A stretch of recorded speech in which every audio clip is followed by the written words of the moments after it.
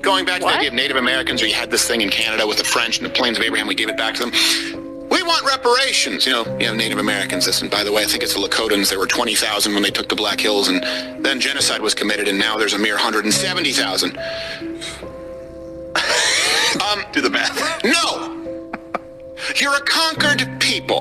That's what's happened. It's actually sort of like in a company, we've talked about this, if you think someone maybe needs to be fired, you should do it right away because it's the best thing for them. Yeah. The United States should have said to every group of people, look, you are now American. No, we won. And by the way that you're going to be subjugated is you're free. Just don't rely on everybody else to pay for your stuff. That's it. So us, instead of enslaving you, is you now live in a country where we demand freedom of everybody. You just can't come to us and start demanding free crap from somebody else. That's it.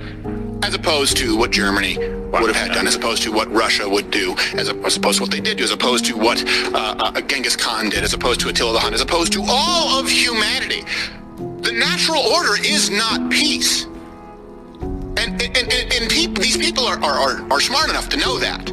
They're smart enough to know that. So they're lying because they want to create a society in an image that, well, you have the haves and you have the have-nots. Hey, by the way, most of these people are leftists, socialists, just to be clear, not capitalists. Let's just be honest about that. This is about as fascist as you can get, right? I mean, he's going full. You're a conquered people. Full Nietzsche on us here with this. He is basically saying that if you are attacked and colonized, then you lose and you should be wiped out. I mean, you're all Americans now. He took issue with the fact that there was any Native Americans left alive, so that perhaps that they could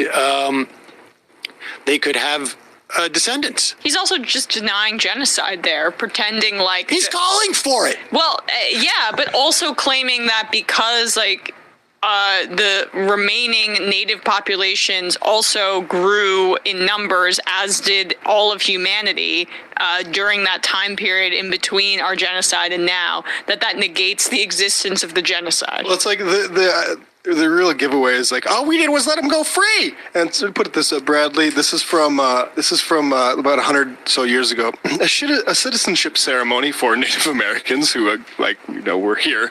A citizenship ceremony included the symbolic last shooting of the bow and arrow, and then the plow symbolizes the future of the new citizen. So that's the freedom they were given. You get one last arrow to shoot for your way of life, because we're going to get rid of that and give it to farms. Put your hand on this plow, and also the women can go to residential schools where they can learn how to run laundry equipment. And just in case you didn't, he wasn't explicit enough in making this about white conquest. As far as I know, Canadian Stephen Crowder never fought in any war. He was just bequeathed this stuff because he was of the colonizing race. He didn't earn it himself in any way. He's just taking the spoils. He still claims to be pro-life, right? He's just going full on. Just clarifying. They really do. It's almost like there's a competition now because they all have to out-bigot each other. Oh, yeah, absolutely. To get the views. Hey, but he's danced down that line. He could be demonetized any second. We'll see.